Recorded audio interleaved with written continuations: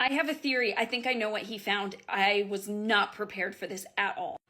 Before I show you guys, you have to know that I have been researching this for days. Before we get to my notes and I show you what I found, we got to go back to the cave map because this center line is going to correlate with the story. Okay, so if you add up the meters in the middle of this drawn map, they add up to 78 exactly. Why does that matter? Let me show you. Okay, so in 2011, Maria and Victor found the entrance after a landslide. We know that Arthur Jamukov started studying the cave in 2011, so my guess is these guys called him.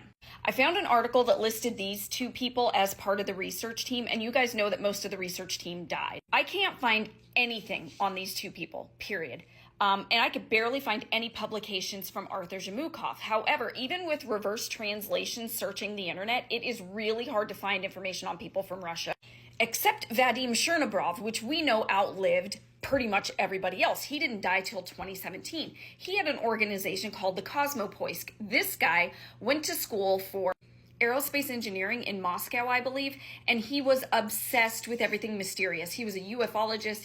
He researched meteorites, any sort of anomalies. He has tons of books, and there is tons of information about him and his research teams online. He even was obsessed with time travel and claims that he built a time machine. He's a super interesting guy if you want to go look up his YouTube videos and his organization.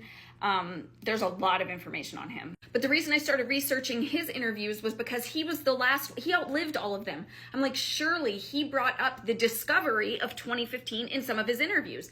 Could not find a single thing. In fact, he barely talks about them, which I thought was weird. Now, the outside of this cave is marked with a swastika. And if you know anything about Hitler, you know he was obsessed with the mysterious things of the world, trying to find things like the Atlanteans, anything to do with the Aryans. Now, why does that matter? Because in 1942, the Nazis were in the Caucasus mountain range, and there was a theory that there was a back entrance to the Tibetan caves that could be found via the Caucasus. It was believed that the Atlanteans still existed and were hiding deep in the caves of Tibet. I think the box containing this skull in that cave is what Jamukov may have found. In 2015, in the vicinity of Elbrus, a company of the troops of the Edelweiss division was discovered buried by an avalanche. Not far from these parts, in a 78-meter cave in the Kara-Kohora mountain range, was a small brown carrying case with the Ahnenerbe insignia. It contained a skull and some bones, which have proven to be extremely difficult to identify.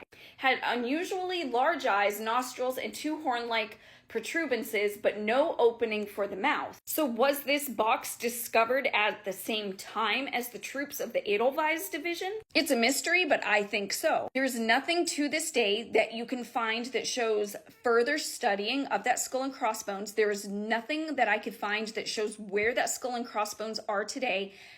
There's nothing that says exactly when they were found. But it's interesting that this article says in 2015 that the Edelweiss division was found and that nearby in a 78-meter cave, this box was there. Were they found at the same time? Is this what Arthur Jamukov discovered?